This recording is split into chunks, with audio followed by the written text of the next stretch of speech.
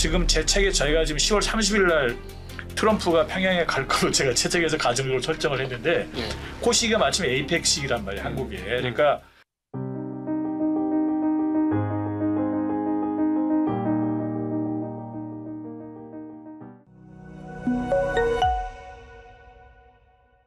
안녕하십니까. 증시각도TV 시청자 여러분, 투자자 여러분 반갑습니다. 도기 아카데미 시즌2 첫 번째 손님은 바로 지금 꼭 모셔야 할 분을 모시게 되어서 얼마나 기쁜지 모르겠습니다. 트럼프와 김정은의 만남을 이미 예견하신, 날짜까지 예견하신 분이십니다. 김동기 변호사님 모시겠습니다. 네, 안녕하세요. 네. 반갑습니다. 반갑습니다. 네, 네. 트럼프는 김정은에게 무엇을 원하는가 책에서 거의 예언적으로 올해 두 사람이 만날 것이다 라고 하셨는데, 사실은 지난번에 나오시고 나서 어떤 분위기였냐면 트럼프가 당선되고 나서 마치 본인이 다 할 것처럼 했던 러우 전쟁을 끝내고 그렇게 되면은 뭐 금방 트럼프가 원하는 되니까 김정은 만날 것 같았는데, 실상 보니까 러우 전쟁 끝나지도 않고 갑자기 북한은 러시아 지원하면서 러시아에서부터 상당한 것을 받으면서 생존해가는, 이러면 물 건너갔네. 트럼프하고 김정은하고 만나는 거 물 건너갔네 했는데, 이번 한미 정상회담에서 맞습니다. 네. 피스메이커 네. 얘기가 딱 나오면서 거기에 바로 반응을 했단 말이죠. 네. 상황이 달라지는 건가요? 네.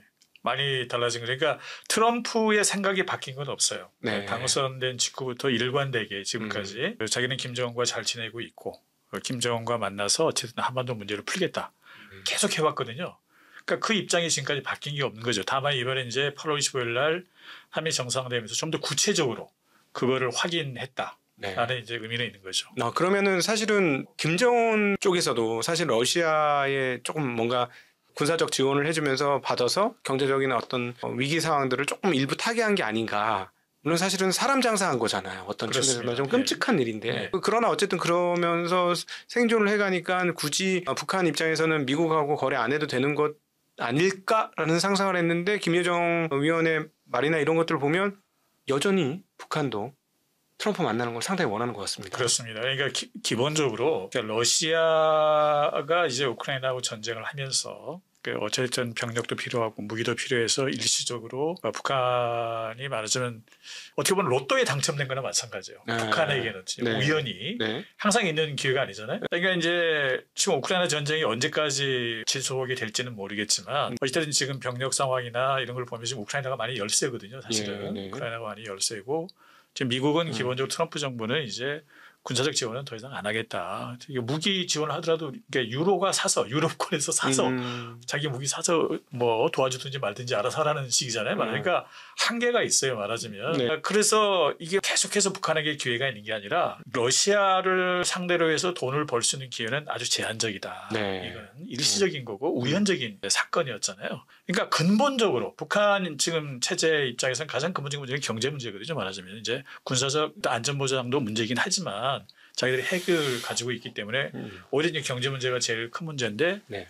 어찌됐든 지금 이제 북한을 옥죄고 있는 그 제재나 이런 걸 풀고 어찌됐든 국제사회에서 본격적으로 지금 어떤 경제적 관계를 맺기 위해서는 미국과 관계를 개선하는 수밖에 없는 거죠. 다른 나라를 해줄 수가 없어요. 그래서 어찌됐든 트럼프가 어떤 그런 의지를 가지고 있고 그걸 계속 일관되게 표현을 하고 있기 때문에 김정은 입장에서도 이 기회를 더 이상 놓칠 수는 없다. 네. 이렇게 판단을 한 것으로 보이는 거죠. 네. 네. 사실 지난번 베트남에 가서 트럼프하고 이제 김정은하고 회담을 할 때 방송에 아주 혼잣말로 살짝 들렸던 게 급한데, 이런 얘기를 김정은이 살짝 했잖아요. 그게 포착이 됐잖아요. 우리는 급한데 시간이 없는데 뭐 이런 톤으로. 결국 근데 그렇게 했음에도 불구하고 거기 그렇게까지 노력을 해서 기차를 타고 금원 베트남까지 갔다가 사실은 찬바람 맞고 온 거잖아요. 맞아요. 사실은 많은 체면이 많이 깎인 거죠. 네. 그럼에도 불구하고 또 트럼프한테 러브레터 비슷한 거를 받을 준비를 하고 있는 것은 그만큼 정상 국가에 대한 열망. 그렇습니다. 그리고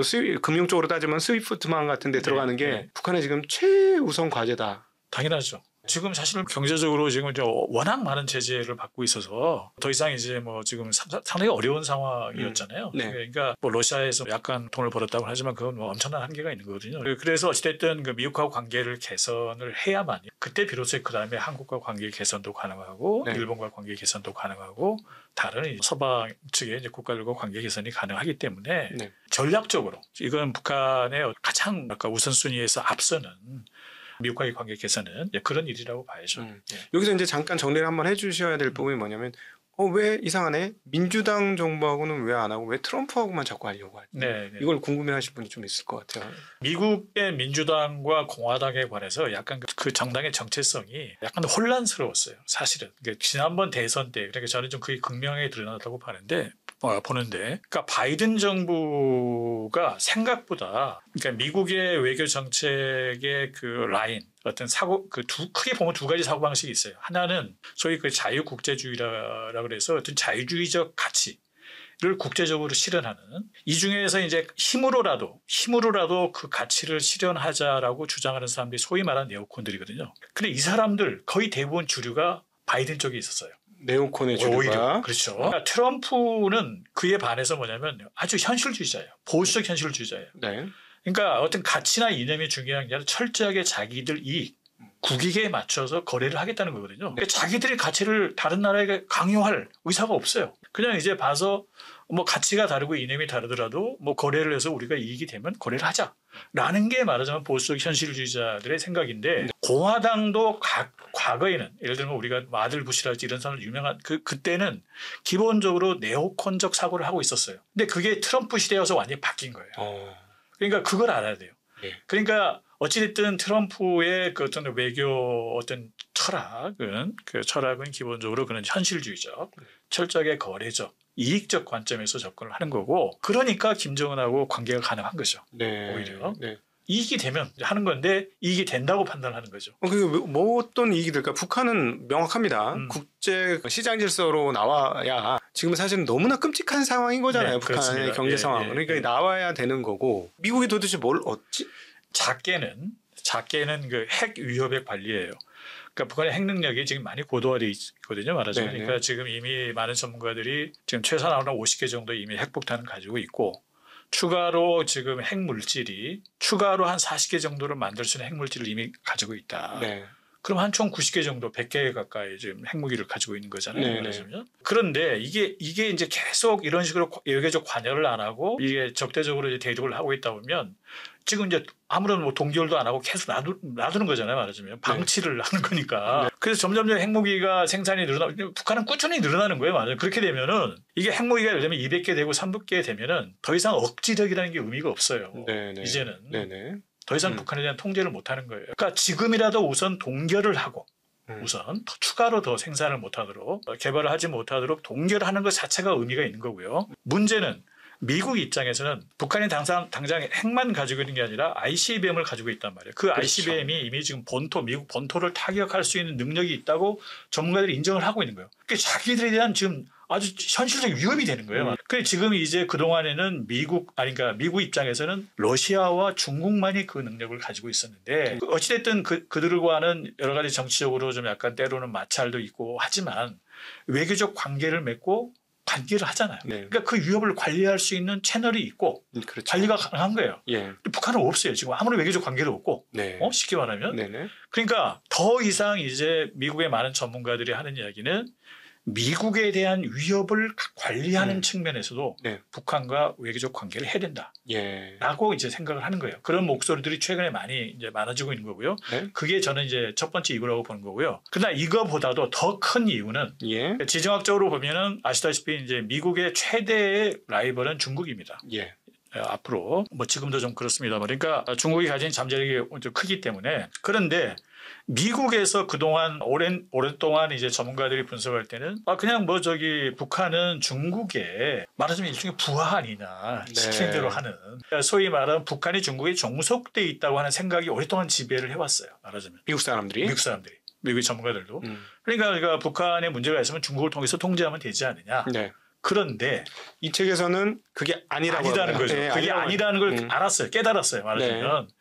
그래서 제가 이 책에서도 좀 상당히 이제 좀 깊이 있게 제가 소개를 하고 있는데, 대표적으로 예컨대 2021년도에 2022년도군요. 2년도에 미국에는 이제 미국 의회의 자문기구 중에 하나, 유명한 자문기구 중에 하나가 미중위원회라고 있는데, 거기는 주로 중국이 미국의 경제나 안보에 미치는 영향을 분석해서 대안을 제시하는 기구입니다. 네. 그 의회 자문기구예요. 공식적인 그 연방정부 예산으로 운영되는 민간 싱크탱크도 아니고 대단히 비중이 있는 기구죠. 이 기구에서 리포트가 나왔는데 그 리포트의 내용이 그겁니다. 말하자면 북한과 중국 사이를 자기들이 스터디를 해보니까 미국 최고의 전문가들이 공동으로 모여서 스터디를 해보니까 심각한 균열이 있더라. 사이가 안 좋더라. 네. 오랜 역사적 갈등이 있고 그러니까 오히려 그거를 그렇다면 미국의 전략적 이익은 뭐예요? 목표는 중국을 견제하는 건데 그렇죠. 그렇다면 우리가 북한을 활용해서 중국을 견제할 수 있지 않겠느냐. 네. 그런 방향으로 시각을 좀 바꾸자. 네. 라고 제안을 하고 있는 거예요. 사실상 김정은이 와서 북한과 중국의 관계는 정말 최악으로 예, 예. 접어들었죠. 왜냐하면은 중국 통이었던 고모부 장성택. 고모부 장성택을 초장에 예, 예. 숙청을 했고 예, 예. 그리고 또 그의 형도 사실 중국 통이다. 그렇습니다. 라고 표현할 수 있는 김정남. 김정남을 이해가 안 되는 예. 진짜 이해가 안 되는 방법으로 사람들이 다 쳐다보고 있는데 숙청을 한 거고 사실상 그 숙청한 거잖아요. 그렇죠. 그런 일들을 벌였으니 중국 입장에서는 그동안에 중국과 북한이 만난 김정은 이후 만난 기회는 북한이 미국 만나려고 할 때만 만난 거 아닙니까? 그렇습니다. 그전에 한 번도 안 만난 거지 않습니까? 그러니까 그게 되게 중요한 말씀을 하시는 건데, 그러니까 뭐냐면은 이번에 지금 김정은이 전격적으로 그 일부 예상과 달리 중국의 지금 전승절의 기념일에 지금 오늘이죠. 9월 3일 날 지금 이제 중국을 방문을 했는데 이 부분에 대해서 국내 언론들은 그거에 대해서 역시 뭐 친하고 뭐 이런 식으로 해석을 하는 거죠. 그러니까 생각해 보세요. 지금 그 시진핑 좌우에 푸틴과 김정은이 딱 이렇게 가면서 3인이 공동으로 지금 사진이 막 나와요. 그러니까 좌우로 있어요? 예, 좌우로. 그러니까 굉장히 높게 쳐준 거네. 그렇죠. 아니 지금 이제 국가 정상이 그러니까 예를 들면 이 그림을 보고 많은 언론이나 이제 많은 시청자분들도 이렇게 생각할 거야. 역시 쟤네들은 그냥 옛날부터 그 소위 사회주의 공산주의 블록의 한 편이야. 혈맹이야. 이렇게. 걔네들은 그냥 어쩔 수 없어. 야 이제 김정은이 보니까 뭐 미국하고도 뭐 안 좋은 것 같고 그러니까 중국하고 그냥 중국에 붙어서 러시아하고 해서 잘 해보려고 하는구나. 이렇게 생각을 하시는 거예요. 말하자면 그런 분들이 많아요. 그렇게 보는 시각이. 그게 그동안에 우리의 오래된 어떤 관성적인 사고거든요. 그러나 그렇게 보면 안 되고 지금 이번에 김정은이 정책적으로 전승절에 간 의미는 오히려 트럼프를 만나기 위한 사전 작업이다. 왜 그렇죠? 그러니까 왜냐면은 지금 아시다시피 지금 이제 2019년도에 김정은이 그때 최근 기준으로 보면 중국을 가고 나서 한 번도 안 갔어요. 그리고 이제 코로나 사태 이후에 그 러우 전쟁 터지고 나서 이제 북한이 개입을 하고 나서 중국과 관계가 최악의 상태였거든요. 그래서 작년 같은 경우는 언론에도 보도가 됐지만 심지어 김정은이 중국을 숙적이라고 이렇게 규정을 했단 말이에요. 그런 표현까지. 그런데 이런 상황 생각을 해보세요. 지금 중국과 북한이 극도로 이렇게 사이가 안 좋고 그러면 중국도 여러 가지 의심을 하잖아요. 항상 의심을 하거든요. 북한이. 쟤들이 언젠가 지금 미국하고 손잡고 한국하고 손잡고 자기를 뒤통수 치지 않을까. 그쵸. 이런 이제 항상 경계를 하는데 저 핵폭탄이 저쪽을 향하는 게 아니고 나를 향하면 어떻게 되느냐. 그거 엄청난 위협이거든요. 말하자면 중국 입장에서 볼 때는. 근데 이제 아무 이야기도 안 하고 완전히 그렇게 완전히 그 적대적인 상태에서 덜렁 트럼프를 만난다 생각을 해보세요. 그러면 중국 사람들이 볼 때는 중국 그 공산당 지도부들이 볼 때는 쟤는 이제 완전히 끝났구나 이렇게 생각을 하잖아요. 그렇게 생각하는 건 북한의 입장에서 부담스러운 거예요. 그렇죠? 어차피 지금 국경을 맞대고 있는데 막말로 북한이 미국의 대리자가 돼가지고 중국하고 맞짱을 뜰 것도 아니고 그렇죠. 뜨는 경우에는 그냥 공멸이잖아요. 그렇죠. 그냥 완전히 멸망하는 상황이니 어찌됐든 국력은 이제 중국이 훨씬 말도 안 되는 일이니까. 그러니까 지금 이제 그 김정은 입장에서는 그런 거죠. 그러니까 이제 중국에 던지는 메시지는 야 이제 관계가 그동안 안 좋았는데 그 내가 너희 엄청난 기념일이잖아요. 그렇죠. 80주년입니다. 그게 특히 중국의 공산당 입장에서는 중요한 게 뭐냐면은 그게 어떤 공산당의 정통성의 뿌리예요. 항일 전쟁이라는 게. 항일 전쟁을 통해서 비로소 공산당이 세력을 얻고 집권을 한 거거든요. 그 공산당의 정통성의 뿌리가 그러니까 엄청난 기념 행사거든요. 말하자면 그 항일 전쟁을 그 항일 전쟁의 승전을 기념하는 거는 거기에 가주는 거는 그러니까 언론에도 보도가 됐지만 1959년도에 김일성이 직접 참석한 이후에 한 번도 참석한 적이 없어요. 그렇습니까? 66년 만이에요, 이게. 엄청난 일이네요. 그렇죠. 북한의 최고 지도자가 전승절에 직접 가는 거는 항상 밑에 급을 보냈어요. 전승절에 누군가 가긴 가는데 절대 최고 지도자가 안 갔어요.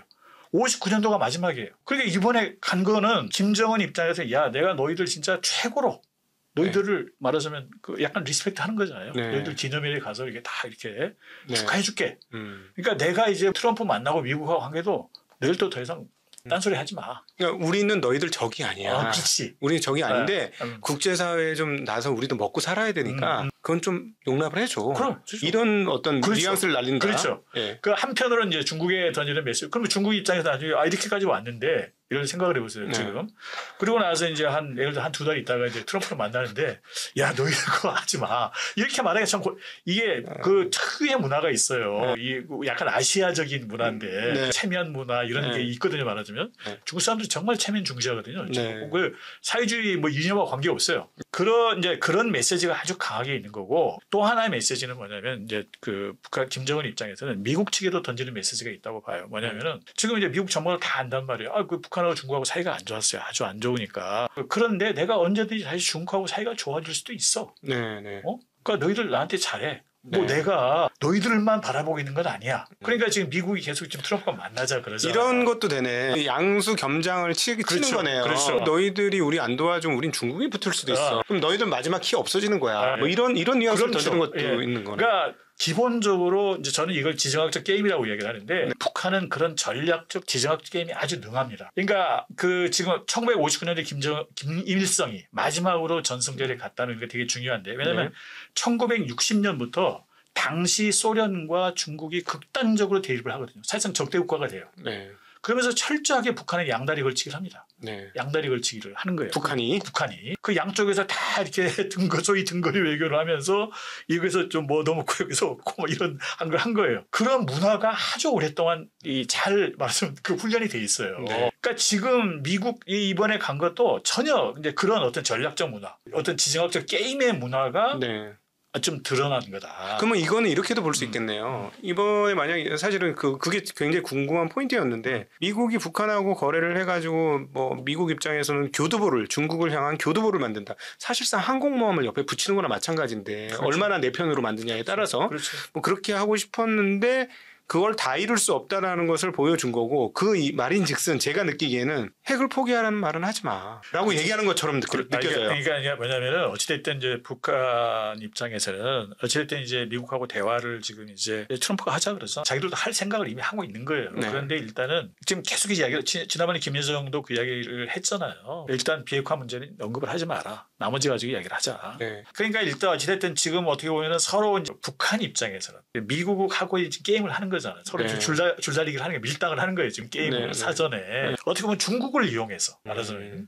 그러니까 이제 누가 더 협상력에 있어서 우위에 서느냐. 나는 지금 게임을 하고 있다고 봐야죠. 계산된 전승절 참석이네요. 그렇죠. 네. 그렇다고 봐야죠. 이게 왜냐하면 북한의 역사를 보면 그런 적이 과거에 몇 번 있습니다. 왜냐하면 그 김정일이 네. 그러니까 1992년에 한중 수교를 하잖아요. 그거는 북한의 입장에서는 중국의 최대 배신행위거든요. 한국과 수교를 덜컹 해버린 거잖아요. 네, 중국이. 네, 중국이.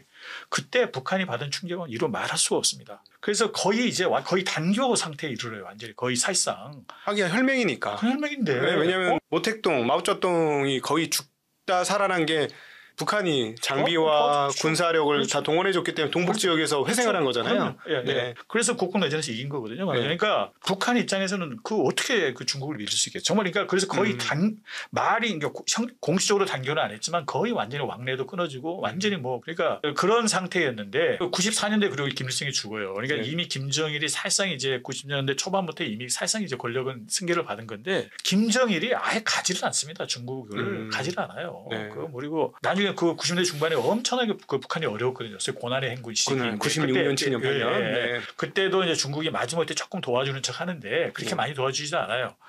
사이가 안 좋았는데 2000년도에 갑자기 전격적으로 김정일이 중국을 방문해요. 네, 네. 그게 언제냐면 바로 남북 정상회담을 바로 앞두고. 아, 그러네요. 맞네, 그렇죠. 맞네. 네. 바로 직전에 그러니까 김대중 대통령하고 정상회담을 하기 직전에 가는 거예요. 그러니까 그때도 의미가 뭐예요? 그러니까 뭐냐면 중국 입장에서 야 지금 중국이 볼 때는 북한이 이제 완전히 자기들하고 사이가 안 좋아지는데 한국하고 갑자기 한국 대통령하고 정상회담을 한다. 그럼 한국 뒤에는 미국이 있잖아요. 그렇지. 그러니까 이게 이제 같은 한 통속이 돼가지고 네. 야 이거 이런 거 아니냐라고 그렇죠. 생각을 할 수밖에 없는 거예요. 그럼 중국 입장에서는 대만보다 더 위험하죠. 그렇죠. 네. 그러니까 김정일이 그때 가서 내가 이제 이렇게 회담을 하는데 그렇게 이야기했죠.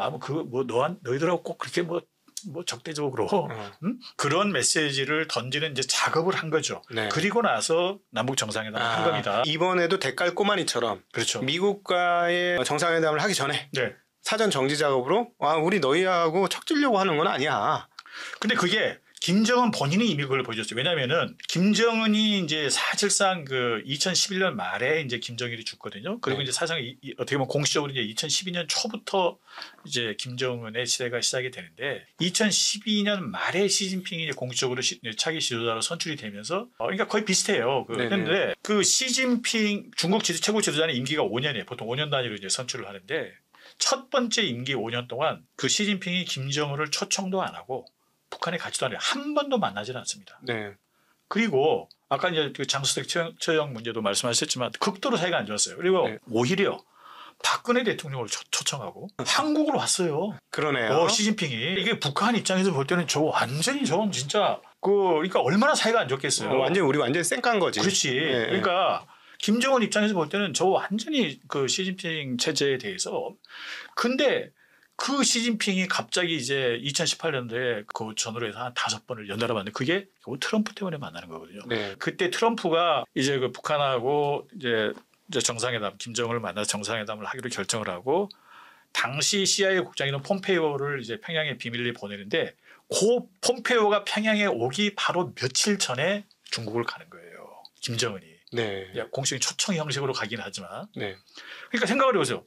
전혀 자기들이 집권하고서 한 번도 만난 적이 없는데 네네. 딱 직전에 그리고 나서 이제 그 폼페이오 오고 나서 그 다음에 4월달에 이제 문재인 대통령하고 정상회담을 하고 그리고 나서 6월달에 이제 싱가포르에서 정상회담을 하거든요. 트럼프하고 김정은이. 그러니까 딱 그 시기에 가는 거예요. 네네네네. 그러니까 저는 이번에 지금 전승절에 가는 것도 역시 그런 맥락으로 이해를 해야 된다. 이거는 예. 이게 둘이 많이 사이가 좋았어요. 아무런 불신도 없어요. 오해도 없어요. 뭐 굳이 안 가도 돼요. 옛날처럼 그냥 다른 밑에 사람 보내도 되는 거예요. 말하자면은. 근데 자기가 직접 나가서 사이가 그만큼 안 좋았으니까 그동안에 네네네. 예, 안 좋았기 때문에 뭔가 좀 그 중국에 대해서 야 내가 이만큼까지 와서 해줬는데 이거 보이는 거예요 지금. 네. 그 게임을 하는 거죠. 트럼프하고 김정은하고 만나고 끝날 거면 굳이 만날 필요는 없잖아요. 당연하죠. 예, 당연하죠. 그럼 뭔가 서로 간에 원하는 게 있을 건데 그리고 과연 그게 어디까지 진도가 나갈 수 있을까? 그러니까 이제 제가 제 책에서도 좀 주장을 했습니다만은 이게 뭐냐면 가장 핵심적인 이제 의제는 핵 문제죠. 네. 핵 문제와 미사일 문제인데 종전에 이제 미국과 그 한국의 일관된 입장은 완전 비핵화였어요. 예. 비핵화를 해라. 네. 그러면 우리가 뭐 제재도 풀어주고 지원도 하고 수교도 하고 하겠다. 근데 이제 북한은 아시다시피 지금 가진 게 그거밖에 없잖아요. 미국이 비핵화 문제를 어디까지 북한이 허용해 줄지 모르겠는데 지금 뭐 북한은 이제 그건 냅둬라. 아무것도 없으니까. 그거 뺏기면 이제 카다피처럼 된다. 뭐 이런 생각이 있을 테고. 그러면 이제 건드리지 마라. 근데 분명히 원하는 건 우리 시장 경제 편입해 달라. 뭐 이런 걸 요구할 건데 미국이 그냥 그거를 그대로 허용해 주고. 그러니까 이제 그게 미국뿐만 아니라 특히 우리 한국에게도 이제 가장 큰 이슈잖아요. 우리 뭐 직접적인 관련이 돼 있기 때문에. 예. 그동안 이제 미국과 한국의 이제 그동안의 입장은 아까 말씀드린 대로 이제 그 완전 비핵화를 먼저 요구를 했는데 북한은 절대 이제 그걸 받아줄 수가 없고 그래서 북한은 계속 옛날 그 싱가포르 회담에서도 그랬죠. 그 일종의 액션 대 액션 단계적으로 점진적으로 이렇게 하겠다. 그래서 이제 최근에 몇 년 사이에 그 미국 내에 있는 많은 전문가들이 인식을 바꿨어요. 생각을. 그러니까 이제 현실적으로 불가능하다. 이게 북한이 지금 자기들이 여러 가지 조사를 해보니까 북한 입장에서 생각을 해보면 이거 뭐 핵 다 포기하고 뭐 미사일 포기하고 뭐 자기들은 그냥 허허벌판에 이렇게 있는데 아무것도 없잖아요. 그러니까 그렇죠. 뭐 재래식 무기 같은 건 이제 현저한 열세이기 때문에 이 사람들도 이제 아는 거죠. 전문가들도. 그래서 좀 더 현실적인 접근을 하자. 그럼 현실적인 접근은 뭐겠어요? 그러니까 어차피 북한이 생각하는 그런 어떤 점진적 단계적 그러면서 이게 결국은 신뢰가 없는 거잖아요. 지금 기본적으로.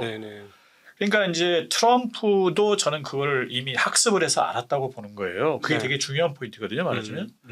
그러니까 2018년 상황과 지금 상황이 다른 거는 몇 가지 다른 점이 있는데 가장 큰 점은 트럼프가 학습을 해서 그걸 알았다. 예. 그때만 하더라도 좀 잘 몰랐어요. 말하자면 북한에 대해서. 네. 이제 몇 번 협상을 3번이나 만났잖아요. 김정은을 만나서 협상을 하는 과정에서 북한의 문제가 이런 문제가 있구나. 또 걔들 입장에서 생각을 해보면 또 그럴 수도 있겠네. 예.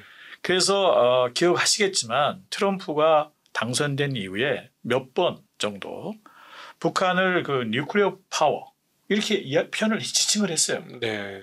사실상 핵을 보유하고 있는 국가라고 인정을 한 거죠. 네네네. 근데 그게 무슨 법률상 효과가 있는 건 아니죠. 네네. 아니지만 국제법상 효과가 있는 건 아니지만 사실상 핵을 보유하고 있는 국가라는 걸 인정을 하고 네. 그 전제에 의해서 출발을 하자. 그래서 현실적 접근을 하는 거죠. 네네. 저는 이제 그게 가장 큰 변화라고 보는 거예요. 궁극적으로 비핵화를 하자라는 그 궁극적 방향 자체를 포기할 수는 없어요. 네. 그 미국도 그렇고 우리도 그렇고. 네. 그러니까 그거는 조금 더 장기적으로 뒤로 밀어두면서 점진적 단계적으로 비핵화를 하자. 예. 그 단계 여러 가지 그러니까 일부 예를 들면 이제 제재로 완화하면 그에 상응하는 얘들이 북한에 지금 영변만 핵시설이 있는 게 여러 개 있습니다. 예. 그러면 이제 단계적으로 영변이나 다른 거 이렇게 핵시설 같은 걸 폐기를 하고 단계는 동결하겠죠. 동결하고 더 이상 실험 안 하고 이렇게 하면서 이제 그걸 감시할 수 있는 장치를 만들고 그런 다음에 단계적으로 그 상응하는 이제 핵시설을 폐기하는 이런 식으로 네. 그러면서 이제 제재 이쪽도 거기에 대응하는 이제 제재를 또 완화해주고 아니면 여러 가지 지원을 해주거나 이런 식의 합의가 이루어질 가능성이 높다. 네. 그러니까 이번에 만약에 지금 제 책에 저희가 지금 10월 30일 날 트럼프가 평양에 갈 걸로 제가 제 책에서 가정적으로 설정을 했는데 예. 그 시기가 마침 에이펙 시기란 말이에요. 한국에. 그러니까 10월 30일 날 평양 제가 볼 때는 최근에 지금 상황 변화 때문에 원산을 갈 수도 있는데 어쨌든 북한을 방문해서 그 김정은과 회담을 하게 되면 그 트럼프 미국 입장에서는 일단 종전 선언을 하고 그거는 그냥 이제 이게 협정이 아니기 때문에 할 수 있어요. 그래서 그 트럼프가 종전 선언을 하고 그런 다음에 이제 그런 기초적 외교적 관계를 맺는 거죠. 그거는 네.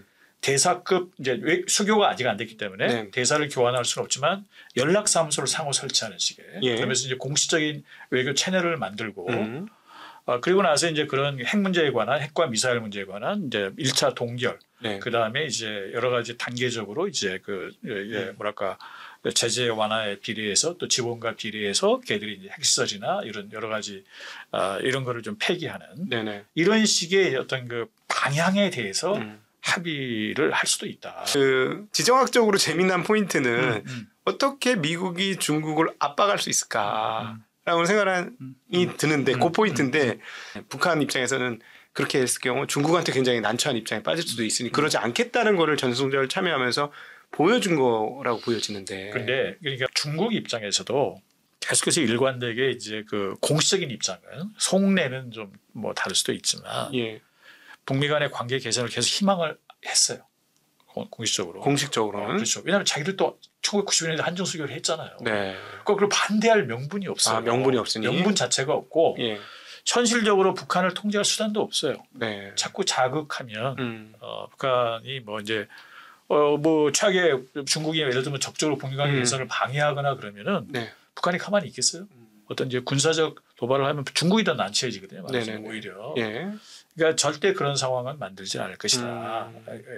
이제 저는 그렇게 보고요. 북한 입장에서도 말하자면 이제 게임을 하는 거예요. 그러니까 단계적으로 이제 그리고 중국 입장에서도 궁극적으로는 북한의 비핵화를 원합니다. 네. 아주 간절하게. 네. 왜냐하면 그래야 자기들한테 위협도 없잖아요. 그렇죠. 만약에 네. 혹시나 갑자기 돌변 사태. 그렇죠. 예, 돌변 사태가 나와서 끔찍하죠. 끔찍한 거예요. 그러니까 예. 그래서 누구보다도 사실은 북한의 비핵화를 원하는 게 중국이에요. 네. 그러니까 어찌됐든 트럼프가 나서서 어찌됐든 그게 그러니까 그러나 현실적으로 일괄해서 지금 먼저 다 없애라 이건 말이 안 된다는 걸 자기들도 알기 때문에 네. 어찌됐든 단계적으로라도 비핵화를 한다면 자기들한테도 이익이고 그리고 무엇보다도 북한이 계속해서 핵 능력을 고도화시키게 되면 어찌됐든 한국이나 일본 주변 국가를 자극을 안 할 수가 없거든요. 네. 일단은. 그러나 중국 입장에서는 북한뿐만 아니라 한국이나 일본이 핵무장을 하면 더더욱 이제 곤란한 거죠. 말하자면. 네. 어찌됐든 그런 사태를 막는데도 북한의 비핵화가 도움이 되는 거예요. 그러니까 미국이 총대를 메고 네. 북한의 점진적으로라도 북한의 비핵화를 해주는 것은 중국도 찬성이다. 네. 그렇게 봐야죠. 미국이 북한을 어떤 식으로든지 포섭을 해서 네. 포섭을 해서 이렇게 중국을 진짜 지정학적으로 제대로 거의 목줄이잖아요. 그렇죠. 그 위치가. 그렇습니다. 예. 그러니까 딱 해서 그렇게까지 가려면 최대한 뭐 그냥 단순히 영사교환 뭐 이 정도 수준이 아니라 경제적으로 최애국 대해 해주면서 정상 국가를 오도록 해주고 대신에 우리말 전적으로 들어. 이렇게 만드는 게 최선의 그 한반도 바 입장에서 재미난 패잖아요. 당연하죠. 그러니까 네. 미국 내에서도 저는 이제 그런 생각을 하는 사람들이 지금도 전혀 없는 게 아니에요. 이게 네. 예, 지금도 있고 그런 사람들이 더 많아질 가능성이 있어요. 네. 그러니까 지금은 이제 북한하고 관계가 워낙 신뢰가 지금 뭐 네. 없으니까 네네. 그런데 북한하고 관계를 이런 식으로 이제 기초적 관계를 맺고 점진적으로 뭔가 일을 하다 보면 신뢰가 생기잖아요. 조금씩 생기다 보면 북한의 입장에서는 어찌됐든 미국을 이용해서 미국의 힘을 이용해서 자기들이 경제력을 키우고 네. 어찌됐든 미국하고 관계가 개선되면 이제 안보 문제도 상당히 이제 해결이 되는 거잖아요. 여러 가지로.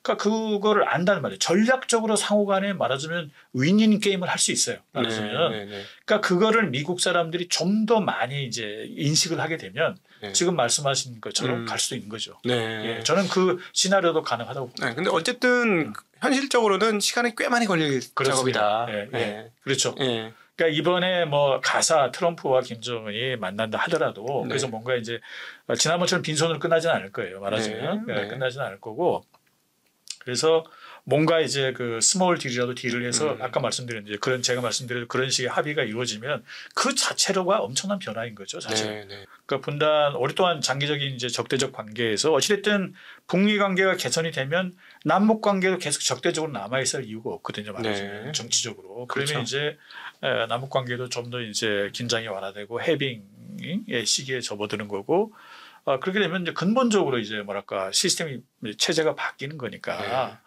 막 우리에게는 이제 엄청난 이제 변화가 좀 올 수도 있는 거죠. 동북아의 지정학이 뒤집힐 수 있는. 그럼요.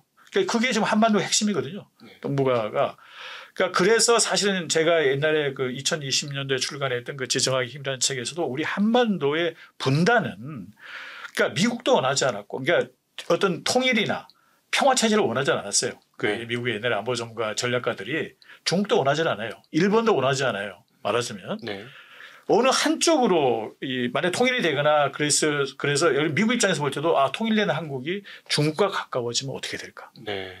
또 통일된 중국 입장에서는 통일된 한국이 미국하고 가까워지면 어떻게 될까? 항상 불안한 거잖아요. 네. 그러니까 이런 식으로 적대적으로 대립하는 식으로 분단이 되면 각각 완충지대가 되는 거예요. 말하자면 네네. 버퍼존이 되는 거예요. 그래서 그런 지정학적 이해관계 때문에 분단 체제가 장기화된 거다라고 네. 저는 이제 그렇게 주장을 했었는데 제 생각은 저는 여전히 같습니다. 그러니까 이런 식으로 이제 새로운 어떤 그 조금 더 긴장이 완화된 네. 그 뭐 통일은 뭐 쉽지가 않지만 어찌됐든 긴장이 완화된 체제가 들어서면 그만큼 긴장을 할 수밖에 없는 거죠. 네네. 중국도 미국도 네. 뭐 일본도 마찬가지고. 네. 이 어떤 식으로든지 하여튼 한반도 전반적으로 좀 좋은 방향으로 잘 풀렸으면 좋겠습니다. 네. 그래서 우리도 새로운 기운을 좀 얻는. 그럼요. 이게 네. 엄청난 우리에게도 이제 많은 국민들이 혹시 이제 뭐 북미 간의 관계가 개선되면 북한은 계속 핵무기를 가지고 있고 그런데 우리가 좀 많이 불리해지는 거 아닌가 이런 불안해 하시는 게 있거든요. 네. 그러나 저는 오히려 이거를 미국은 미국의 어떤 전략적 이익 때문에 북한하고 관계를 개선하는데 이걸 우리가 뭐 아무리 하지 말라도 트럼프가 안 하겠어요. 그러니까 그걸 우리가 막을 수가 없어요. 예. 그러니까 이번에 이재명 대통령이 그 미국 가서 어찌됐든 그 자꾸 이제 트럼프가 주도적으로 하면 자기네 옆에서 도와주겠다. 페이스메이커가 되겠다 얘기를 했잖아요. 네. 그러니까 이제 그런 자세로 가는 게 맞고요. 그러나 반사적으로 보면 만약에 북미 관계 개선에서 북한이 본격적으로 경제 개발이 시작이 된다. 그러면 저는 어떻게 보면 최대의 수혜자는 우리 한국 기업이 될 거다. 거기에 생각을 해보죠. 많은 인프라도 새로 이제 개발을 해야 되고. 중간재를 엄청 줘야 돼요. 그럼요. 그러니까 네. 지금 사실 우리가 한국 경제가 지금 활로가 별로 없잖아요. 네. 지금 밖에 나가 돈 벌기도 어렵고 기업들이 네. 상당히 어렵잖아요. 그러니까 북한이라는 엄청난 기회가 새로 생긴다. 그러니까 다른 거 보지 말고 경제적 기회를 좀 보자. 그러니까 마치 중국이 WTO 체제에 오고 나서 한국이 수혜를 입었듯이. 그렇죠. 예. 그럼요. 나라 하나 새로 개편해야 되는 거니까. 그럼요. 예. 그래서 일단은 지금 뭐 북한에 아무것도 없기 때문에 네. 기술도 없고 여러 가지 이제 그래서 한국 기업들에게는 엄청난 이제 기회가 될 수 있고 네. 그래서 지금 저는 이게 단순히 어떤 자꾸 이제 정책 안보적 측면만 볼 게 아니라 그래서 어떤 경제적 관계가 심화가 되면 네. 저절로 신뢰가 형성이 되는 거고 네. 그러다 안보 불안도 없어지는 거예요. 그러니까 네. 제가 제가 누누이 이야기하는 거지만 제가 이 책에서도 강조를 했지만 북한이 물리적으로 핵을 가지고 있다는 사실과 네. 그 사실 자체 좀 그건 군사적인 문제죠. 그러나 이거하고 그 정치적인 문제를 구분을 해야 돼. 우리가 지금 그 구분을 못 하는 거예요. 이게 예를 들어 생각해 보세요. 미국이나 프랑스나 영국도 핵을 가지고 있어요. 네. 우리가 그 불안을 느끼나요? 그 나라에 대해서 불안 안 느끼잖아요. 네네네. 왜냐하면 정치적으로 우호적 관계니까. 예. 그러니까 기본적으로 이런 모든 군사 문제는 그 전에 정치 문제가 핵심인 거예요. 네. 그럼 만약에 북한하고 남북한의 관계가 개선해서 그 좋은 사이가 됐어요. 야 이제 그래도 뭐 지금은 이제 뭐 김정일 우리 한민족통이라고 그러지만 어쨌든 우리가 한민족인 거 부정을 못 하잖아요. 네네. 이게 예. 서로 이제 만나다 경제적으로 서로 이제 도움도 주고 뭐 받고 하다가 서로 이제 나중에 북한도 경제력이 좀 올라가면 자신감이 있으면 이제 사회 교류나 문화 교류가 뒤따를 수밖에 없잖아요. 네네. 전적으로 우리가 정치적으로 불안해하는 게 없잖아요. 네. 그럼 걔들이 핵을 가지고 있건 말건 이게 그런 위협이 네네. 이제 많이 이제 그 실제 어떤 위협이 안 되는 거죠 말하자면 우리가 네. 미국이나 영국이나 뭐 그런 프랑스의 핵 또는 인도의 핵에 대해서 우리가 불안해 안 하듯이 네. 그러니까 이제 그거를 좀 구분해서 생각할 필요가 있다. 그러니까 오히려 이 기회에 북미 관계 개선됨을 이용해서 우리가 그 북한의 경제 개발에 본격적으로 참여해서 우리가 많은 이익을 얻고 그 관계가 심화되면 저는 그거는 이제 코리아 네. 경제권이라고 하거든요. 남북한의 플러스 중국의 일부 동북삼성의 일부 지역 그리고 러시아의 극동 지역까지 포함하는 한국 인구 한 1억 정도의 거대한 경제권이 만들어질 수 있어요. 네. 정치적으로는 다르지만 경제적으로 그러면은 우리에게도 전혀 다른 시대가 열릴 수 있다. 네. 저는 그것이 한국의 경제 발전을 위해서도 한국의 미래를 위해서도 가장 베스트다. 네. 가장 최선의 길이라고 저는 생각을 하는 거죠. 오늘 우리 김동규 변호사님과 함께 김동규 변호사님이 사실은 어려서 변호사로 돈을 많이 버시고요. 그다음부터 공부만 하신 분이세요.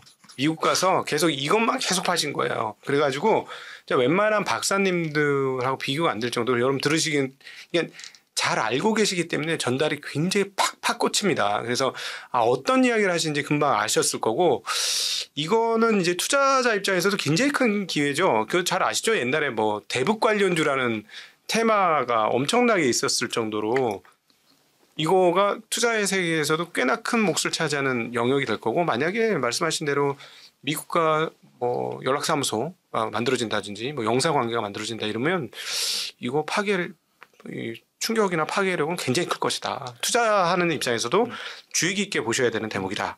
오늘 이렇게 귀한 자리에서 미래에 대해서 생각지도 않았던 조망을 할 수 있게 저희한테 이렇게 데이터와 소스와 방향을 알려주신 우리 김동규 변호사님께 감사 드리는 마음입니다.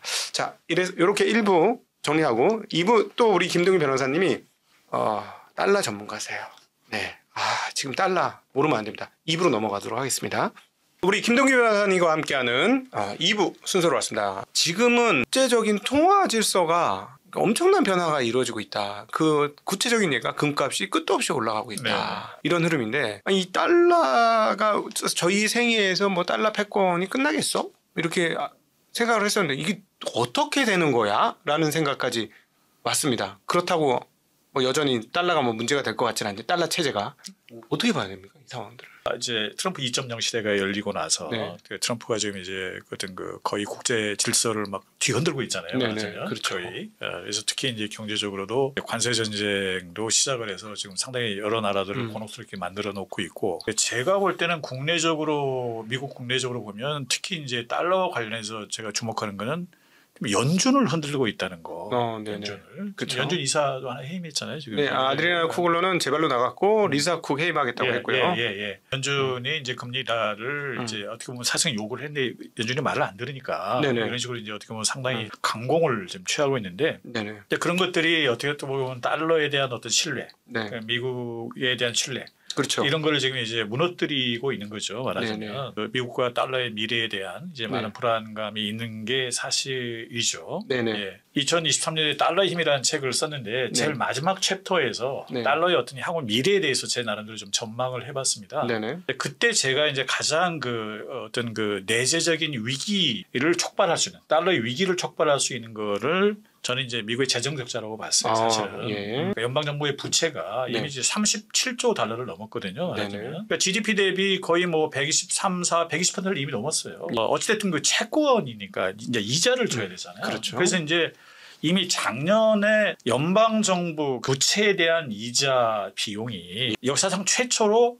군사비를 초과했어요. 네, 국방비를 추가했죠. 이게 처음 있는 일이거든요. 네. 그래서 이제 역사적으로 보면 과거의 많은 제국들이 보면 무너지는 시점이 바로 그 시점이에요. 그런 연구가 있어요. 이자 비용이 국방비 군사 비용을 초과한 시점 보면은 예. 되게 일정한 시간이 지나서 제국이 무너지는. 네네. 그래서 이제 많은 우려를 표하고 있고 특히 네. 이제 시장에서도 유명한 그 레이 달리오 같은 분들도 계속해서 연방정부 부채 문제를 네. 지적을 하잖아요. 네네. 어떻게 이걸 관리를 해야 된다. 그러니까 제가 볼 때는 제가 책에서 좀 자세히 이야기를 했지만 이자 비용이 눈덩이처럼 불어나니까 예, 예. 이게 예를 들면 지금 그렇다 치더라도 예를 들어 한 10년 후쯤 되면 연방정부 전체 수입 중에서 이자 비용으로만 거의 한 20% 넘게 거의 예를 들면 그 20 몇 프로, 30% 네네. 가까이 나가야 되는. 네네.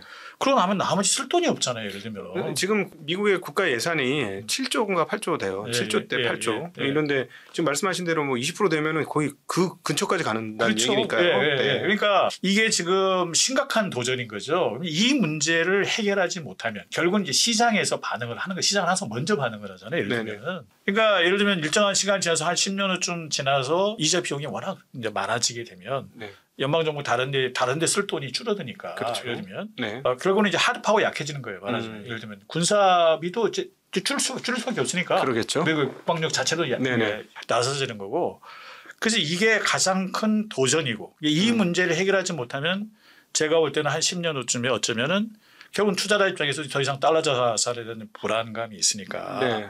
이제 다른 자산으로 이동할 수밖에 없지 않겠느냐. 이런 이제 전망을 좀 했었는데 네. 지금 이제 그런 것들이 그런 어떤 그 불안감이 더 지금 빨라진 거죠. 맞아요. 트럼프 시대에 들어와서. 마음잡이 흔들고 있으니까. 그러니까 예. 그럼에도 불구하고 우리 방송 전에 우리 김동균 변호사님께서 얘기하셨듯이 많은 사람들이 뭐 이러다 곧 달러 끝나 뭐 이렇게 막 지르시는 분들이 있는데 실상 이 달러 체제가 시작된 1944년도의 달러 시스템하고 2025년도의 달러 시스템의 영향력이라는 건 예. 사실상 비교할 수가 없는 상황 그렇죠. 아닙니까? 예. 예. 이게 뭐냐면은 이게 말씀하신 대로 지금 브레튼 우드 체제가 성립된 이후에 1944년도 이후에 어쨌든 달러 중심의 이제 체제가 만들어진 거잖아요. 네. 지금까지 그게 이제 지속이 되고 있는데, 그러니까 우리 많은 분들이 약간 좀 혼동하는 게 달러의 가격과 달러의 지위를 약간 좀 혼동하는 것 같아요. 그러니까 달러 가격은 어차피 이제 그것도 시장에서 계속 변동을 하잖아요. 그렇죠. 데일리 이제 매일매일 이제 어쨌든 뭐 사고 팔고 하기 때문에 변하는데 달러가 갖는 독특한 지위가 있어요. 네. 국제적인 어떻게 보면 네. 그 어떤 기축 통화로서의 지위. 네. 그러니까 각국의 주요 통화 당국에서도 계속해서 이제 그 대외준비 자산으로서 달러의 비중이 거의 한 60% 가까이 압도적으로 많고 네네. 다른 뭐 유로화나 다른 런민비나 다른 화폐에 비해서 압도적이거든요, 말하자면. 네. 그리고 국제 그런 무역거래나 이런 데서 사용되는 비중도 압도적으로 달러 비중이 높고. 그리고 예를 들면 이제 우리가 그 금융시장에서도 예를 들면 그 외화 채권 같은 거 발행하고 할 때도 대부분 달러체가 압도적이고. 그러니까 이게 이제 달러의 지위인데 이거 자체는 큰 변화가 없는 거예요. 네. 이게 달러 시대가 끝난다는 건 이게 이제 끝나야 되는 거죠. 네네. 더 이상. 그러니까 쉽게 얘기하면 예전에는 어떤 뭐랄까 그냥 동네 5일장 수준에서 달러가 거래가 됐다면 예. 브리튼 우주 체제에서 그 5일장이 조금 매일장 비슷하게 바뀌었지만 지금은 전자상거래 구석구석 다 그러니까 모세혈관에까지 다 그렇죠. 달러가 들어가 있는 그렇죠. 상황 아닙니까? 그렇죠. 이것을 대체해서 뒤집는다는 건 보통 일이 아니다. 그렇죠. 그러니까 우리가 달러나 미국에 대한 불만은 많아요, 사실은. 좀 횡포를 부리잖아요, 사실은. 네. 우리가 왜 달러 그 미국이란 나라의 특정한 국가의 어떤 금융정책, 금리를 오르고 뭐 내리고 올리는 것에 따라서 우리가 다 영향을 받고 그러니까 밤잠을 안 자고 지켜보고 있어야 됩니까? 네. 이게 말이 안 되는 거잖아요. 예, 그렇죠. 횡포죠, 말하자면 우리가. 근데 지금 현실이 그러하니까 네. 예를 들면. 근데 이게 이제 많은 그 미국을 제외한 다른 나라 입장에서는 상당히 이제 어떤 불만스럽고 하긴 한데, 그러니까 거대한 관성이 작용을 하는 거예요. 그러니까 저희가 볼 때는 이제 흔히 생각할 때는 달러가 이제 미국의 통화니까 미국 내에서 뭐 이렇게 유통되는 통화로 생각하는데 저는 오히려 제 책에서도 제가 그 강조를 했지만 역외 시장, 그러니까 미국 외 밖에, 그래서 이 유로달러 시장이라고 그러죠. 유로달러 마켓 시장이라고 네네. 하잖아요. 이 규모가 큽니다. 말하자면. 그러니까 네. 미국과 관계없는 제3의 나라들, 우리 한국이 네. 예를 들면 유럽의 어느 나라, 아프리카의 어느 나라 거래할 때 다 달러로 거래를 하는 거예요. 그렇죠. 자기 나라 통화도 아닌데 네네. 이게 문제인 거예요. 말하자면 이게. 네네. 그 이거를 하루아침에 이거를 대체할 만한 시스템이 나올 수 있겠느냐 이게 네. 이게 예를 들면 중국이 지금 이제 그런 시도를 하잖아요. 예를 들면 무역 거래할 때도 야 웬만하면 런민비로 결제해. 하지만 실제 요즘은 이제 문제는 또 뭐냐면 이제 우리 전 세계 경제가 특히 1980년대 이후에 급속하게 금융화가 많이 진행이 돼서 네. 지금은 실물 거래, 무역 거래보다도 오히려 금융 거래 비중이 훨씬 크잖아요. 그렇죠. 이게. 그러니까 무역 거래에서 중국이 그러니까 아무리 무역 대국이고 뭐 제조업 대국이긴 하지만 거기서 차지하는 중국이 어떤 그 무역에서 차지하는 비중이라는 게 그렇게 압도적이지 않거든요. 거기서 쓰여지는 돈들이라는 게. 네. 그러니까 그거 예를 들어서 런민비로 다 바꿨다 쳐요. 네. 그렇다 한들 예를 들면 금융거래 쪽이 훨씬 더 비중이 큰데 이거를 대체할 수 있겠느냐. 네. 그 쉽지가 않은 거죠. 말하자면.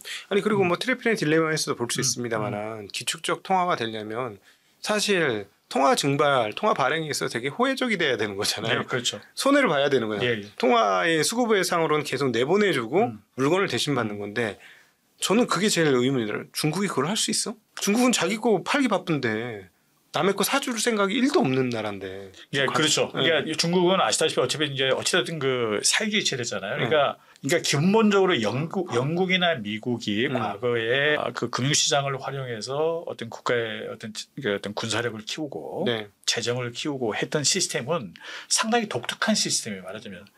그러니까 그거는 기본적으로 시장의 우위를 인정을 하는 거예요. 네. 시장의 우위를. 네. 특히 금융시장의 우위를. 네. 영국이 그렇거든요. 그러니까 잉글랜드 은행이 만들어지고 나서 일종의 타협이란 말이에요. 정치 권력과 당시 이제 금융시장의 권력이 타협을 해서 그걸 만들어서 어찌됐든 그 시장에서 많은 돈을 제공을 해서 그걸 이제 바탕으로 해서 군사력을 유지하고 했단 말이에요. 네. 그거를 미국이 모방을 한 거거든요. 말하자면. 해밀턴이 처음에 이제 헌법을 만들고 네. 미국 헌법을 만들고 그 시스템을 디자인할 때 네. 영국 시스템을 모방을 한 거예요. 네. 근데 지금 중국 같은 경우는 기본적으로 시장이 우위에 있다는 건 말이 안 되거든요. 중국 사람들 생각은.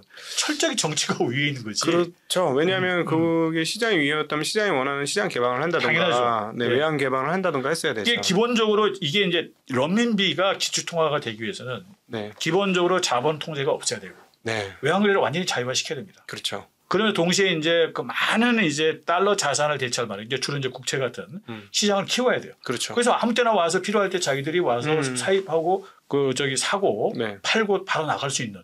근데 만약에 중국이 그렇게 했을 경우는 이제 자기들의 금융시장에 대한 통제력을 상실하는 거잖아요. 말하자면. 그렇죠. 그거를 두려워하는 거예요. 중국은 정치적으로. 네. 그렇게 되면은. 그러니까 그래서 저는 근본적으로 중국이 좀 쉽지가 않다. 그게 특히 이런 중시의 고유한 특성 때문에. 네. 근데 유럽 같은 경우도 유로화라는 단일 통화를 만들었지만 유로가 지금 달러를 대체하기가 좀 어려운 게 사실은 유로가 좀 잘해서 네. 안전 자산을 많이 그런 이제 미국 국채 같은 이제 달러 자산을 대체할 만한 새로운 자산을 대량으로 공급을 해주면 네. 옮겨갈 수 있어요. 네. 근데 문제는 유로화는 통화는 있지만 단일한 자산이 없어요. 재정 통합이 안 돼 있잖아요. 재정 통합이 안 되다 보니까 유로화로 인해서 뭐 프랑스면 프랑스, 독일이면 독일, 뭐 스위스면 스위스 다 자국이 말하자면 국채를 발행하잖아요. 그렇죠. 그러다 보니까 이게 큰 대형 마켓이 없는 거예요. 시장이 형성이 안 돼요. 그러니까 근본적으로 재정통합, 미국처럼 미국은 50개 주지만 다 재정통합이 돼 있으니까 이제 그게 가능한데 그래서 미국과 같은 큰 규모의 어떤 그 자산 시장. 네. 그래서 동시에 고도로 개방적이고 통제를 받지 않는 시장. 네네. 대단히 유동적이고 네네. 깊이가 있고 넓이가 있는 시장. 네. 이 시장을 제공하지 못하는 한 네. 달러를 근본적으로 위협하기가 쉽지 않다. 그동안에는 이제 달러 기축이나 이런 기축을 근본적으로 지탱하는 힘은 그 나라의 군사력이다. 예. 라고 생각해 왔는데 뭐 예. 그거가 틀린 말은 아니겠지만 지금 말씀하신 거는 금융 시스템을 지탱할 수 그렇죠. 있는 의지가 있느냐. 그럼요. 그게 제일 중요한 거죠. 오히려 그게 그럼요. 굉장히 강력한 그럼요. 힘이네요. 그러니까 군사력은 부차적인 거예요. 그러니까 오히려 부차적인 거고. 네. 그러니까 미국이 오늘날 어찌됐든 달러가 이런 식으로 그 엄청난 지위를 누리는 거는 바로 그 시장의 힘이라고 보거든요. 네. 그게 이제 그 네. 영국 영미식의 독특한 어떤 시장 우위의 그런 어떤 그 문화, 그 시스템이 제도화 돼서 네. 그 제도가 뒷받침을 하는 거예요. 그래서 오히려 지금 트럼프가 자꾸 연준을 흔드는 거였어요. 사실 미국의 달러 자산을 취득하는 사람들 입장에서는 대통령이 중요한 게 아니라 연준이 중요한 거거든요. 그렇죠. 연준이 그걸 다 관리를 하기 때문에 그러니까 연준의 독립성만 유지가 되면 네. 사실 대통령이 뭘 하든 별로 상관이 없어요. 근데 지금 연준을 자꾸 흔드니까 네. 예를 들면 시장의 심리에 좀 이제 안 좋은 영향을 미칠 수는 있는데 제가 강조하고 싶은 거는 결국은 달러가 이런 강고한 지위를 유지를 하는 거는 결국은 그건 시장의 힘이다. 제도의 힘. 예, 예. 말하자면 이거를 놓쳐서는 안 된다. 야, 그러면 아무리 중국이 아무리 물건 많이 팔고 뭐 전 세계 뭐 수백 개의 국가하고 다 거래를 해가지고 물건 받은 거를 린민폐로 줘 이런 식으로 해가지고 국제화를 시도한다 한들 한계가 있어요. 어. 예, 그게 쉽지가 않아요. 지금은 그러니까 이 실물 거래, 무역 거래에서 쓰이는 달러 통화보다도 금융 거래에서 쓰이는 통화가 훨씬 많거든요. 비중이 비중이 많기 때문에 네. 그거를 무너뜨리지 못하면 어려운 거죠. 사실은 따지고 보면 아주 근원적으로 봤을 때 이 금융이라는 거는 뱅킹 시스템 그 이전으로 가면 유대인들의 금세공부터 시작이 되는 그렇죠. 건데 예, 예. 그 금세공 애들이 신뢰를 얻으면서 은행이 된 건데 그렇죠. 결국 그 장기적으로 그러면 당연히 금세공자들과 그걸 거래하는 애들은 신뢰와 함께 자유가 붙어 있네요. 예, 그럼요. 예. 그렇죠. 이게 자유와 신뢰가 붙어 있지 않으면 예, 예. 국제적으로 영향을 발휘할 수 없다. 당연하죠. 예. 꼭 어떻게 믿겠어요? 이게 생각을 해보세요. 지금 이제 우리가 흔히 말하듯이 우리가 이제 페트로달러 같은 이야기를 하잖아요. 네네. 중동의 산유국들이 사우디 같은 산유국들이 물론 이제 비밀 협정이 있어서 이제 애들이 달러를 결제 통화로 쓰게 하고 그 대부분 이제 그 상당수의 많은 페트로달러 네. 그 원유를 팔고 나서 받은 달러를 가지고 이제 미 국채를 많이 매입을 하고 한 건 사실인데 물론 이제 그 대신에 이제 안전 보장을 해준 거죠 미국이 그런 식으로 이제 딜을 한 건데 사우디나 산유국의 입장에서도 사실은 이제 미국 국내보다는 유로 달러 시장, 런던 중심으로 유로 달러 시장에서 많이 운영을 했는데 달러 시장, 달러 자산을 대체할 만한 다른 자산이 없는 거예요. 그러니까 네. 그거는 그냥 자기들이 다른 선택지가 있는데 그냥 내가 달러 자산을 운영해 이게 아니라 어쩔 수 없이 경제적 논리로 봐도 이걸 선택할 수밖에 없는 예를 들면 그러니까 언제든지 뭐 살 수 있고 언제든지 큰 손해 안 보고 그러니까 시장이 워낙 깊이가 있기 때문에 웬만큼 팔아도 시장이 출렁거리지가 않거든요 말하자면. 네. 아시다시피 시장이 이제 규모가 작으면 출렁거리잖아요. 그렇죠, 말하자면. 그렇죠. 그러니까 이제 투자자 입장에서는 달러 자산의 시장만큼 그런 규모가 크고 깊이가 있는 아무 때나 자유롭게 팔고 빠져나갈 수 있으니까 그렇죠. 이 시장을 어디서 찾느냐는 거죠 말하자면 이거를. 네네네. 네. 그러니까 다른 그 뭐 예를 들면 정치적으로 미국이 마음에 안 들어서 나 지금 달러 자산 더 이상 갖고 싶지가 않아. 네. 그렇다 하더라도 네. 경제적으로 그게 좀 더 자기들한테 이익이니까 네, 그렇죠. 이익이기 때문에 그런 거래를 하고 있다. 그러니까 이거를 그러면 이제 바꿔야 되는데 경쟁자가 좀 유럽이나 일본 중국이 과연 그걸 할 수 있겠는가? 네, 그러면 그러니까 분명히 미국이 문제는 있지만 그래서 어쩔 수 없이 다른 대안이 없다 보니까 당분간은 갈 것이다. 네. 그러나 몰라요. 미국이 좀 더 이제 정치로도 혼란스러워지고 망가지고 그러면 투자자들 입장에서도 더 이상 불안해지면 어쩔 수 네. 없잖아요. 네네. 예를 들면 차라리 한국 국채를 사는 게 낫다. 네네네. 다른 나라 일본하고 다른 나라를 사는 게 낫다. 네네. 꼭 이쪽으로 이동할 수도 있는 거예요. 말하자면 네네. 조금 더 투자 형태가 달라지겠죠. 그럼에도 불구하고 지금 서구 전체가 이 재정 위기로 인해서 상태가 안 좋아진 건 분명히 맞는 것 같아요. 맞죠. 이 서구 전체가 이걸 해결을 어떻게 할 건가 하는 의구심도 있고 어찌되었건 우리는 이게 이런 식이 되면 달러에 의한 어떤 거래 질서와 시장 질서가 없어지지 않고 그냥 존재하겠지만 하여튼 가치의 변동으로 가격 변동으로 그렇죠. 인한 혼란은 계속해서 겪을 수 계속 있고요. 거죠. 그건 예. 어차피 가격은 계속 변동할 수밖에 없겠죠. 예. 그러니까 상대적으로 그러니까 예를 들면은 이제 그런 거예요. 예를 들면은 이제 독일 같은 경우가 지금 독일의 경제가 좀 쉽지 않아요. 좀 네. 어려운 상황이긴 한데 그나마 유럽에서는 제일 경제 이제 강국이었기 때문에 독일 같은 경우가 사실은 이제 그 국채를 많이 발행해서 안전자산을 많이 제공을 해주면 네. 투자자들이 좀 옮길 수 있거든요. 근데 전통적으로 독일은 아주 보수적인 생각을 재정에 대해서 빚지는 걸 싫어해요. 그 사람들이. 네. 그래가지고 웬만해서 국채 발행 안 해요. 네. 양이 작고 그러다 보니까 이제 사실은 뭐 이 시장에 큰 영향을 못 미치는 달러를 대체하기는 터무니없이 작고 그래서 솔직히 유럽에서도 뭐 프랑스나 뭐 스페인이나 이런 데 좀 많이 문제가 많잖아요. 이태리도 그렇고. 그렇죠. 그러니까 없는 거예요. 말하자면 이게. 그래서 저는 농담 같지만 아까 제가 뭐 일부에서 이야기했지만 우리가 한반도가 좀 잘 커서 우리 국채가 아니라 우리 자산이 해외 투자자들한테 좀 더 우리가 지금 특히 우리 한국만 하면 이제 시장이 상당히 개방돼 있고 이게 대단히 이제 투명하고 뭐 비교적 이제 시장이 상당히 독립된 시스템으로 움직이기 때문에 네. 그런 신뢰를 얻으면 또 외국 돈들이 많이 몰려올 수도 있어요. 오히려 여기가 더 낫다. 네네네. 성장 잠재력도 여기가 더 크고 네네네. 그럴 수도 있는 거죠. 네.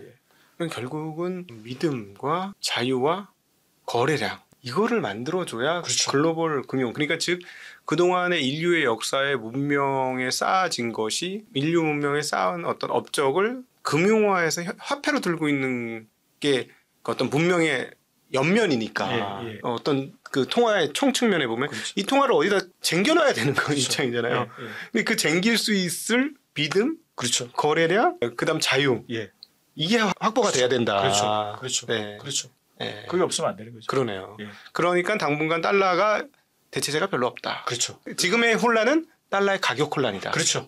예. 예. 그러니까 점진적으로 어찌됐든 점진적으로 조금씩 이동 변화가 있긴 있을 거예요. 그러나 네. 이제 하여튼 단기간 사이에 우리가 큰 변화가 기대하기는 어렵다. 네. 가격은 계속 출렁거리겠죠. 그러면 말씀 듣고 보니까 앞으로도 채권 시장은 버라이어티 하겠네요. 그렇죠.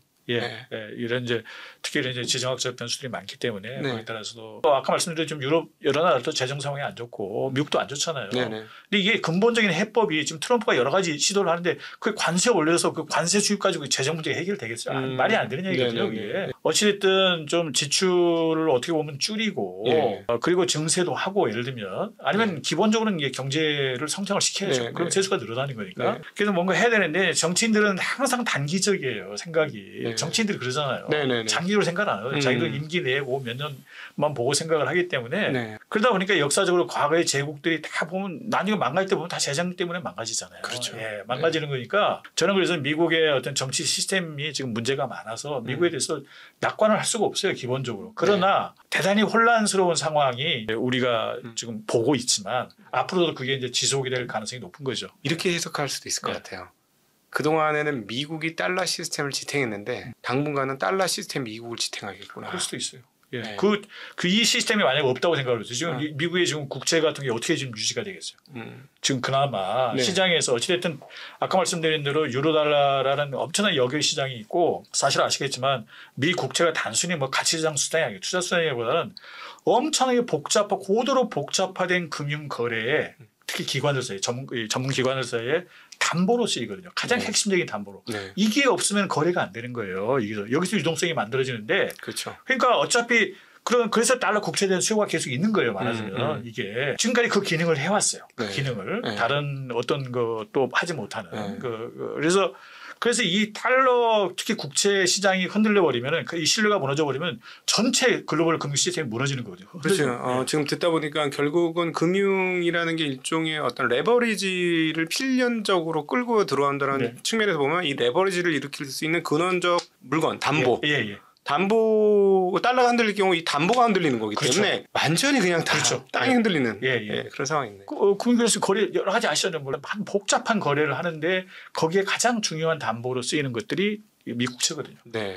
그 국채가 신뢰가 무너져 버리면 이게 이제 거래가 안 되는 거니까. 네. 그건 다른 대체할 만한 담보가 있어야 되잖아요. 네. 근데 그걸 찾기가 쉽지 않거든요. 그러네. 그 예. 많은 양이 또 예. 많은 양이 그렇죠. 양에서 양의 문제거든요. 예. 독일이나 다른 나라에서 발행한 국채 같은 경우에 담보로 지금도 쓰이고 있지만 네. 양이 많지 않으니까 그렇지. 그러면 급격하게 이제 유동성이 축소가 되는 거죠. 네. 유동성이 축소가 되면 금융시장이 아. 이제 엄청난 혼란에 빠지는 거니까 이 달러의 문제가 단순히 그 미국만의 문제가 아니고 그러면 다음번에 금융위기는 달러 채권의 담보성에 의심을 갖게 되면 그럼 무조건 위기가 한번 오겠네요. 사실은 2008년 금융위기도 그렇게 봐야 돼요. 저는 단순히 네. 우리가 서프라임 위기라고 말하는데 네. 그게 이제 예를 들면 리만 브라더스나 이런 게 무너지는 게 그때 담보.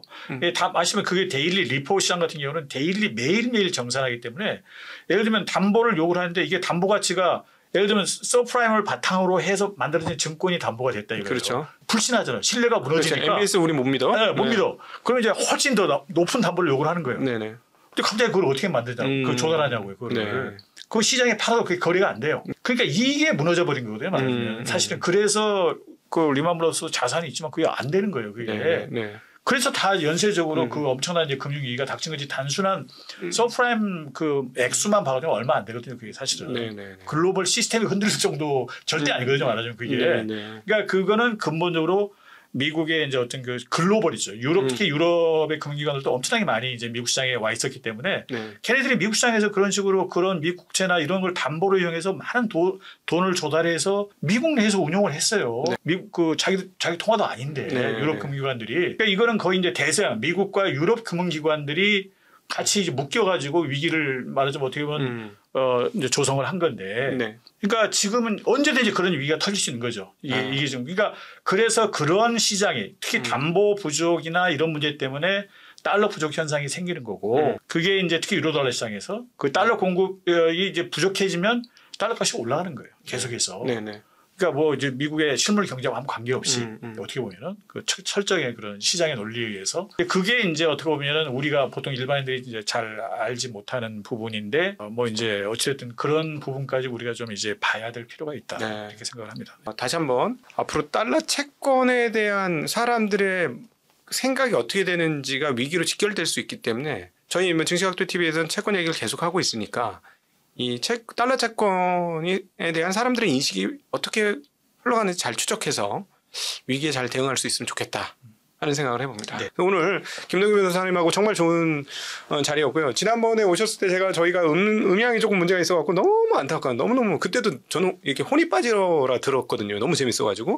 근데 오늘 여러분 어떠셨는지 모르겠습니다. 우리 댓글로 많이 성원해 주시고 앞으로 김동규 변호사님 나오시는 영상 잘 찾아가셨으면 좋겠고 책 트럼프는 김정은에게 무엇을 원하는가 자 이거를 보시면 투자의 시계가 확 열리실 수 있습니다. 이거 엄청 한국 입장에서는 저는 테마주는 안 하지만 이거 엄청난 테마거든요. 그래서 투자에도 분명히 도움이 되실 것 같습니다. 오늘 귀한 시간 만들어주신 우리 김동기 변호사님께 다시 한번 감사드리고요. 네, 감사합니다. 네, 함께해 주신 모든 시청자분들께 감사 인사드리겠습니다. 인사드립니다. 고맙습니다. 네.